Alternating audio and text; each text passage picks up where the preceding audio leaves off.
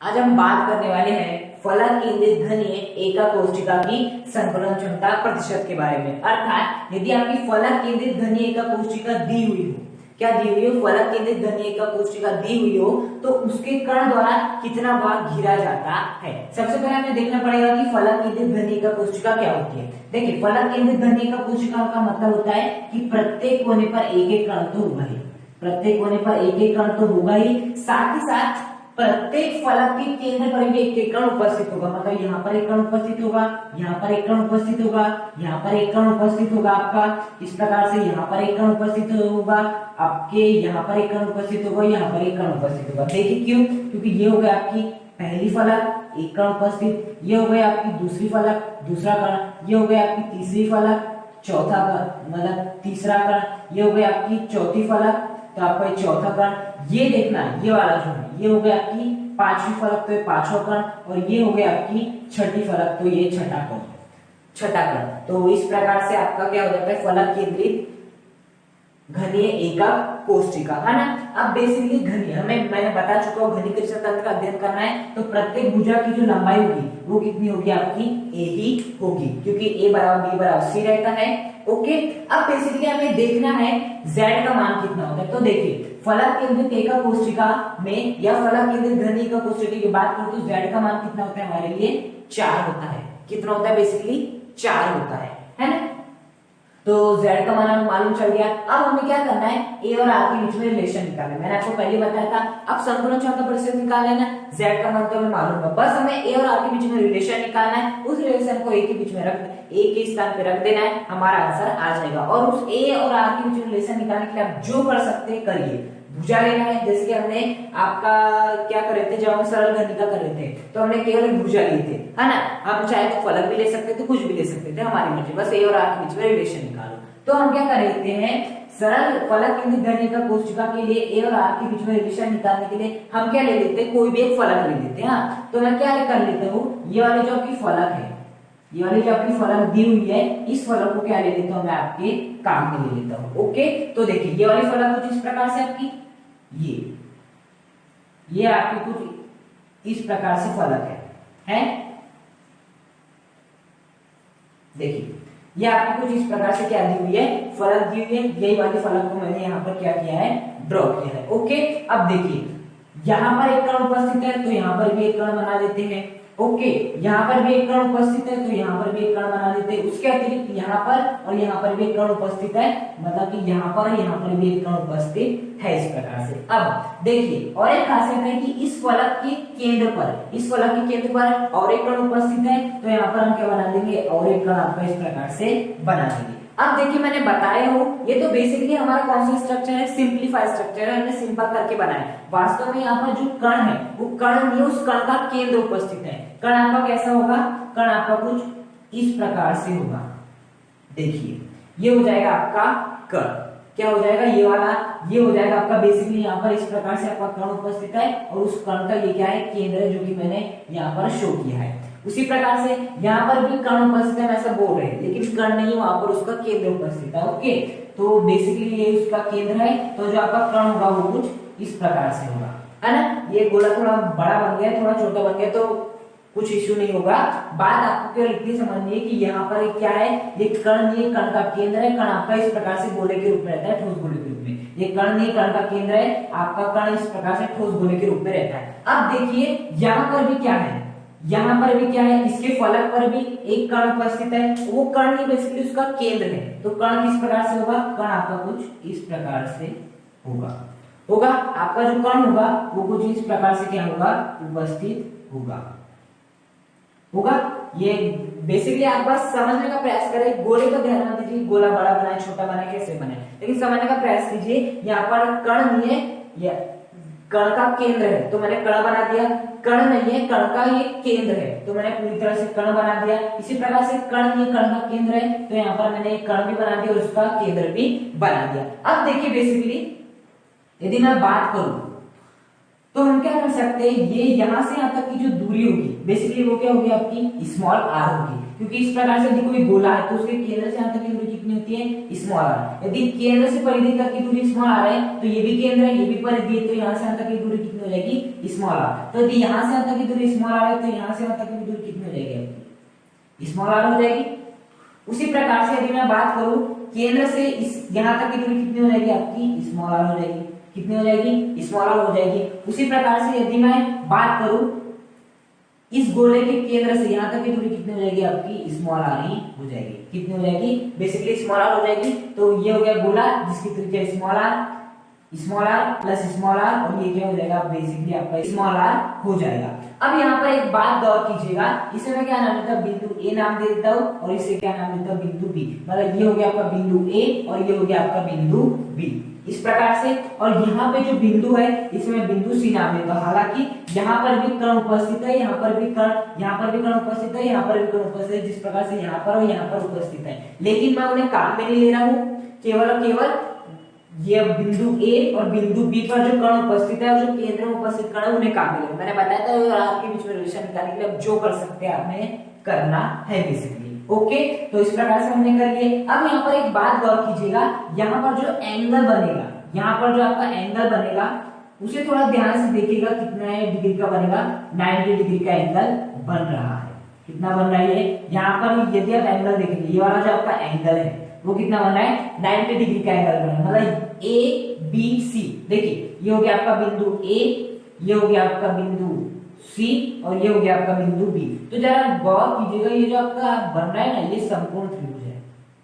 कैसे समकोण त्रिभुज, देखिए यहाँ पर जो एंगल बन रहा है वो कितना बन रहा है आपका, 90 डिग्री। यदि मैं इस भुजा को थोड़ा ऊपर कर दूं, ओके, तो ये बिल्कुल ऐसा हो जाएगा आपका बी सी, और ये आपका ए तो जैसा का वैसा ही है। तो देखिए अब कितना बन जाएगा, 90 डिग्री। बस क्या है, ये थोड़ा झुका हुआ है, ये जो है थोड़ा ऐसा झुक गया है, लेकिन यदि आप गौर से देखें ना तो यहाँ पर कितना बन रहा है, 90 डिग्री का एंगल ही बन रहा है। अर्थात मैं आपको ये बोल सकता हूँ कि यहाँ पर जो एंगल बन रहा है वो कितना बन रहा है, 90 डिग्री का एंगल बन रहा है। ओके, तो देखिए यदि 90 डिग्री का एंगल बन रहा है किसमें, त्रिभुज ए बी सी में, बेसिकली त्रिभुज ए बी सी में। देखिए ए बी सी यहाँ पर कितने डिग्री का बन रहा है, 90 डिग्री का एंगल बन रहा है। मतलब यहाँ पर हम क्या लगा सकते हैं, पाइथागोरस प्रमेय लगा सकते हैं। पाइथागोरस प्रमेय क्या होता है आपका, कर्ण का स्क्वायर बराबर लंब का स्क्वायर धन आधार का स्क्वायर, ये होता है कर्ण स्क्वायर बराबर लंब स्क्वायर धन आधार स्क्वायर। अब देखिए बेसिकली जो आपका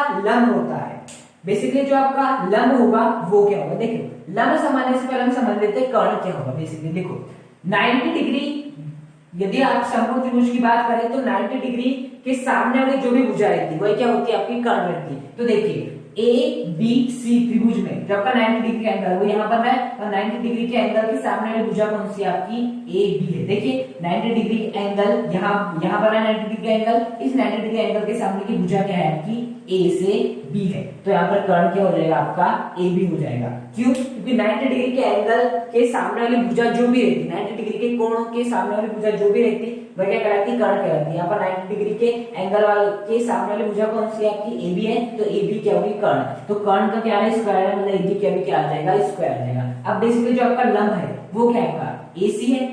जो आपका लंब है वो कितना है आपका, AC, तो AC का स्क्वायर प्लस आधार कितना है आपका, BC। आधार क्या होता है, जो कि आपके कोण को रखता है, तो कोण को कौन रखता है, BC रखता है बेसिकली। तो आपका BC क्या हो जाएगा, आपका आधार हो जाएगा। अब हमेशा ऐसा रखिए 90 डिग्री के एंगल के सामने वाली भुजा क्या रहती है, हमेशा कर्ण रहती है, तो कर्ण AB हो गया। आधार क्या होता है, जो कि 90 डिग्री को रखता है, तो आधार क्या हो जाएगा, BC। अब देखिए कर्ण क्या है आपका, AB, आधार क्या है, BC, तो लंब क्या होगा, AC, तो AB स्क्वायर बराबर AC square plus BC square. अब जरा गौर कीजिएगा, A से लेके C तक की जो दूरी है वो कितनी हो जाएगी आपकी, स्मॉल a हो जाएगी। A से लेके C तक की दूरी स्मॉल a, क्यों, बेसिकली ये क्या आपका बिंदु A है, ये बिंदु C है। यहाँ से यहाँ तक की दूरी कितनी है, C है। क्यों है, क्योंकि बेसिकली यहाँ से यहाँ तक की दूरी कितनी, a है। यदि एक दूरी a है तो ये दूरी भी a होगी, ये भी दूरी a होगी, ये भी दूरी a होगी, तो ये भी दूरी कितनी होगी, a ही होगी। तो ये दूरी कितनी हो जाएगी आपकी, a हो जाएगी, इसी सी। उसी प्रकार से देखिए बेसिकली ये बिंदु C है, ये बिंदु B है, तो देखिए बिंदु C बिंदु B, बिंदु C और बिंदु B के बीच की दूरी कितनी है, a है, तो इसका मान कितना हो जाएगा, a ही आपका हो जाएगा। ओके, तो हमें AC का मान मालूम चल गया, कितना है आपका a है तो a का स्क्वायर प्लस BC का मान मालूम चल गया जो कि कितना है आपका a है तो a का क्या आ जाएगा स्क्वायर। तो बेसिकली जो आपका AB का स्क्वायर आ जाएगा वो किसके बराबर हो जाएगा a square plus a square. अब देखिए जो आपका a square plus a square होता है, जो आपका a square plus a square होता है वो कितना होता है 2a स्क्वायर होता है। ओके, अब बेसिकली मुझे AB का मान निकालना है। किसका मान निकालना है? बेसिकली AB का मान निकालना है तो मैं दोनों का क्या कर दूंगा अंडर रूट कर दूंगा। क्या कर दूंगा? अंडर रूट कर दूंगा। अब बेसिकली ये 2 से तो ये अंडर रूट कैंसिल हो जाएगा, वर्गमूल कैंसिल हो जाएगा तो AB बचेगा। अब देखिए रूट 2a स्क्वायर को हम क्या लिख सकते हैं? Root 2 into root a square लिख सकते हैं सर। देखिए रूट 2a स्क्वायर को जैसे कि कहीं आपकी वैल्यू इस प्रकार से लिखी है रूट mn, इसे हम लिख सकते हैं root m root n into में, ऐसे लिख सकते हैं। तो उसी प्रकार से रूट 2a स्क्वायर था तो रूट 2 को अलग लिख लिए इंटू रूट a स्क्वायर को अलग लिखिए। अब देखिए ये 2 से ये रूट क्या हो जाएगा कैंसिल, तो बेसिकली यहाँ पर क्या बचेगा? केवल a बचेगा a। तो यहाँ से आपकी AB की वैल्यू कितनी आ गई? रूट 2a आ गई। और वो हमने कैसे निकाले? त्रिभुज ABC में 90 डिग्री एंगल बना था, पाइथागोरस प्रमेय से AB का मान निकाल लिया हमने, रूट 2a निकाल लिया। अब देखिए बेसिकली यहाँ पर और एक बात आपको गौर करनी होगी, यदि उस बात को गौर कर ली तो आपका a और r के बीच में रिलेशन आसानी से निकल जाएगा। कि देखिए यदि मैं बात करूं AB की वैल्यू कितना है? पाइथागोरस प्रमेय से रूट 2a आई है। अब और एक बात गौर करना कि यदि मैं बात करूं a से लेके b तक की, तो देखिए AB को मैं ऐसे लिख सकता हूं, जो आपका AB है सबसे पहले r, यहां से यहां तक की दूरी r प्लस यहां से यहां तक की दूरी r प्लस यहां से यहां तक की दूरी r। ओके, यहां से यहां तक की दूरी कितनी हो जाएगी? r। तो मैं बोल सकता हूं कि AB किसके बराबर है? 4r के बराबर है। बेसिकली देखो a से लेके b तक पाइथागोरस प्रमेय से रूट 2a आया। अब जरा ध्यान करना a से b यहां तक है तो ये a से b हमें कैसे प्राप्त हुआ? जब इस r में मैंने इस r को जोड़ा, इस r में मैंने इस r को जोड़ा, इस r में मैंने इस r को जोड़ा। इस प्रकार से जब मैंने इन चारों r को जोड़ा, एक r, दूसरा, तीसरा, चौथा, जैसे मैंने सबको जोड़ दिया तो मुझे सब पूर्ण क्या प्राप्त हो गया? AB प्राप्त हो गया। तो मैं बोल सकता हूँ AB बराबर r plus r plus r plus r, r plus r plus r plus r, जो कि कितना हो जाएगा आपका 4r। तो यहां से हमारे AB की वैल्यू कितनी आ गई? आपकी 4r आ गई। AB की वैल्यू कितनी आ गई? आपकी 4r आ गई। अब बेसिकली मुझे करना क्या है? मुझे बेसिकली a और r के बीच में रिलेशन निकालना है। अब देखिए AB की वैल्यू कितनी? 4r, यहां से AB की वैल्यू कितनी निकली? Root 2a। अब हम इस AB की वैल्यू को यहां पर पुट कर देते हैं। तो देखो AB की वैल्यू कितनी है? Root 2a। इस AB के स्थान में मैंने इस AB की वैल्यू रूट 2a को रख दिया, जो किसके बराबर हो जाएगी? 4r के बराबर हो जाएगी। बेसिकली अब हम क्या कर देंगे? रूट 2 को इधर लिख देंगे तो a बराबर कितना हो जाएगा? 4r, नीचे क्या आ जाएगा? अंडर रूट 2 आ जाएगा। कितना आ जाएगा? 4r अंडर रूट 2, क्योंकि अभी किस में गुणा में इधर आएगा तो किस में आ जाएगा? आपके भाग में आ जाएगा। तो बेसिकली यहां से यदि मैं बात करूं a की वैल्यू कितनी आ गई? 4r रूट 2 आ गई। अब देखिए बेसिकली हमें क्या कर लेना है, इसे थोड़ा सा और हम सॉल्व कर सकते हैं। कैसे सॉल्व कर सकते हैं देखना। a बराबर 4 को हम क्या लिख सकते हैं? 2 इंटू 2 लिख सकते हैं। 4 के स्थान पे 2 इंटू 2 4 होता है। ये r आपका जैसा कैसा डिवाइड बाय रूट 2, रूट 2 भी आपका जैसा कैसा बना है। देखिए 4 को हम 2 इंटू 2 लिख सकते हैं, r जैसा वैसा, रूट 2 जैसा का वैसा है। अब देखिए 2 को हम क्या लिख सकते हैं? 2 को हम ऐसे लिख सकते हैं, ये वाला 2 को केवल रूट 2 इंटू रूट 2, बस मैं इस 2 को क्या लिख सकता हूँ? रूट 2 इंटू रूट 2, और क्या हो जाएगा?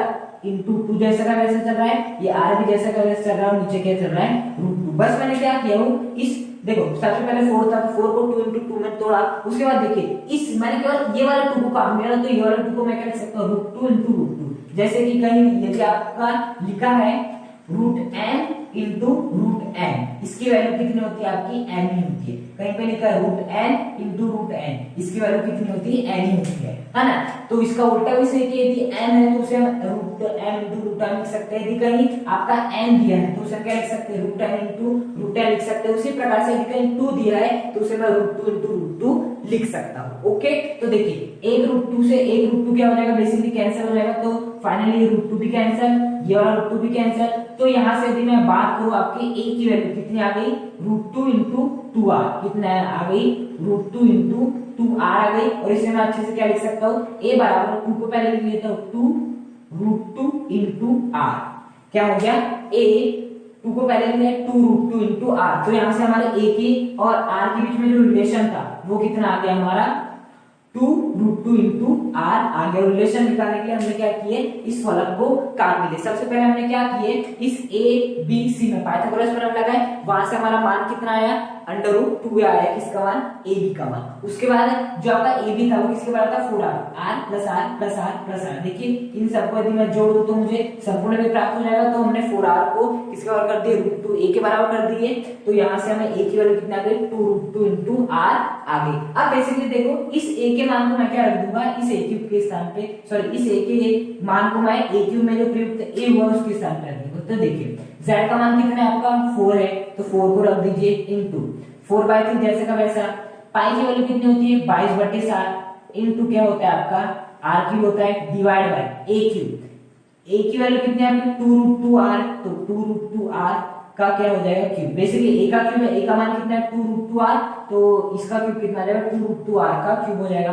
तो बेसिकली क्या हो जाएगा, 4 into 4/3 into 22/7 into r cube divide by, देखिए 2√2 का क्या है, r क्यूब है, 2√2r का क्यूब है। इसका मतलब क्या होता है कि आपका 2√2 का भी क्या है, आपका क्यूब है, और r का भी क्यूब है। बेसिकली यही होता है ना, जैसे कि मैंने आपको बताया है कि यदि n का क्या है, आपका क्यूब है, इसका मतलब क्या होता है, n का भी क्यूब है, n का भी क्यूब है। तो उसी प्रकार से यहाँ पर भी है, आपका 2√2r का क्यूब है, इसका मतलब 2√2 का भी क्यूब है, 2√2 का भी क्यूब है, साथ ही साथ r का भी क्यूब है, साथ ही साथ r का भी क्यूब है। अब देखिए r के क्यूब से r का क्यूब क्या हो जाएगा, बेसिकली कैंसिल हो जाएगा, हो जाएगा। अब देखिए यहाँ पर भी वही प्रोसेस लागू होगी।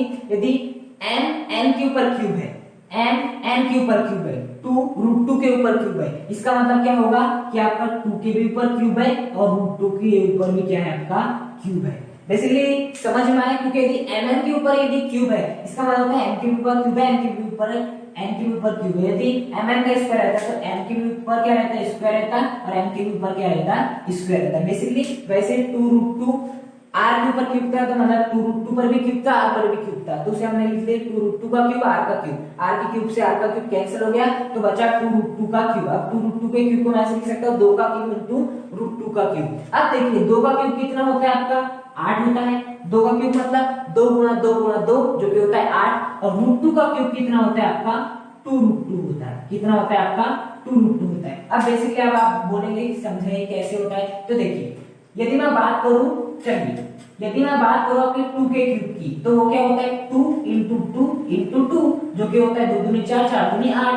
बेसिकली उसी प्रकार से यदि मैं बात करूं √2 के क्यूब की, इसकी बात करूं √2 के क्यूब की, तो वो कितना हो जाएगा, √2 इंटू √2 इंटू क्या हो जाएगा, आपका √2। जैसे 2 का क्यूब का मतलब होता है 2 को 3 बार लिखो, तो लिख दिए। वैसे √2 का क्यूब का मतलब क्या हो जाएगा, √2 को 3 बार लिखो, पहली बार, दूसरी बार, तीसरी बार, और इनका क्या कर दो, गुणा कर दो। अब देखिए √2 इंटू √2 कितना होता है, आपका 2 होता है। √2 इंटू √2 2 होता है, और ये वाला √2 आपका जैसा का वैसा चल रहा है। और 2 इंटू √2 को मैं क्या लिख सकता हूँ, 2√2 लिख सकता हूँ, जो कि मैंने लिख दिया है। √2 इंटू √2 2 होता है, और √2 जैसा का वैसा, तो कितना आ गया 2√2। अब बेसिकली आप जैसे 4 को सॉल्व कर सकते हैं, 4/3 22/7। देखिए यहाँ पर मैं 100 लगाना था, यहाँ पर मैं 100 लगाना फिर से भूल गया, तो हमेशा करना संपूर्ण क्षमता प्रतिशत ज्ञात करें तो 100 का ध्यान रखना है। हालांकि मैं 12 भूल रहा हूँ, लेकिन आपको याद रखना है। ओके, तो देखिए यहाँ पर 100। अब देखिए 4/3 22/7, इन सबको सॉल्व कर सकते हैं, 100 को सॉल्व कर सकते हैं, 8 इंटू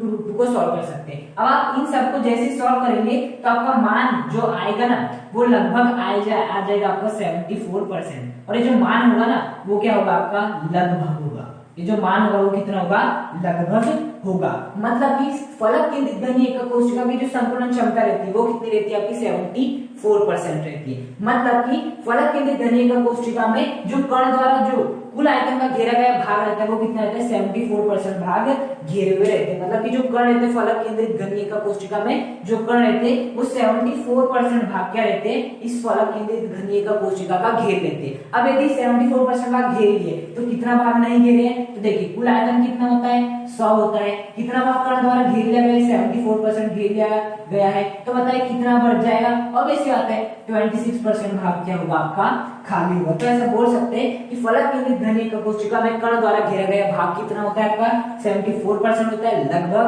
और 26% का भाग क्या रहता है खाली का खाली रहता है। ओके, तो हमेशा याद रखना कि फलक केंद्रित की बात करें, आप काय केंद्रित की बात करेंगे जिसे हम अंतर केंद्रित भी कहते हैं सरल घन की, तो z का मान मालूम बस हमें और r के बीच में रिलेशन निकालना है, और r के बीच में रिलेशन निकालने के जो कर सकते करिए। सरल घन में हमने केवल एक भुजा निकाली थी, a1 और 2r आ गया था, इसमें हमने ये वाली फलक ले लिया, कोई भी फलक ले सकते थे, हमने आसानी के लिए ये वाली फलक ले लिया। तो यहाँ से हमारा कितना आ गया a का मान 2√2r आ गया, उसी मान को हमने पुट कर दिया, हमें संतुलन क्षमता 74% और रिक्त स्थान कितना आ गया 26% आ गया। अब देखिए यहाँ पर जब हमने किसके निकाले थे, यदि हम बात करें फलक सरल घनीय का कोशिका की, तो जो हमारी संतुलन क्षमता आई थी वो बेसिकली कितनी आई थी हमारी 52.4% आई थी। मतलब कि वहां पर जो कण द्वारा जो घेरा हुआ भाग रहते हैं वो केवल कितना रहता है 52.4%, जबकि यहाँ पर संतुलन क्षमता कितनी है 74%। मतलब यहाँ जो आपके कणों ने जो घेरे हुए हैं, यहाँ पर जो आपके कणों ने घेरा हुआ है भाग वो कितना है 74%। अब बात आती है कि सरल घनी में भी और फलक केंद्रित में भी आयतन तो उतना ही दिए 100% हमने क्या दिया आयतन दिए, a क्यूब हमने आयतन दिए, लेकिन फिर भी इसमें 52.4% कण द्वारा घेरा जा रहा है और जबकि इसमें 74% भाग घेरा जाए। क्यों? क्योंकि इसका कारण बहुत आसान है, क्योंकि बेसिकली देखो सरल घनी का कोशिका में जो प्रभावी कणों की संख्या रहती है z का मान होता है वो कितना होता है 1 रहता है, निकाले रहते हमने, है ना। फलक केंद्रित घनी का सरल घनी का कोशिका में जो आपका z का मान रहता है कणों की संख्या 1 रहती, तो बताओ यदि प्रभावी कण 1 है तो उसके द्वारा भाग घेरा गया क्या होगा कम होगा, लेकिन फलक केंद्रित घनी का कोशिका में जो प्रभावी कणों की संख्या रहती है वो कितनी रहती है 4 रहती है। तो 4 कण द्वारा ज्यादा भाग घेरा जाएगा 1 कण द्वारा, ऑब्वियसली मतलब 4 द्वारा, इसलिए इसकी संतुलन क्षमता ज्यादा ही है जबकि इसकी संतुलन क्षमता क्या है कम आई है। तो इस प्रकार से हमने फलक केंद्रित घनी का कोशिका संतुलन क्षमता निकाले। यदि आपको वीडियो पसंद आए तो वीडियो को लाइक करें, चैनल को सब्सक्राइब करें और कमेंट करके मुझे बताइए कि आपको वीडियो कैसा लगा। Thank you.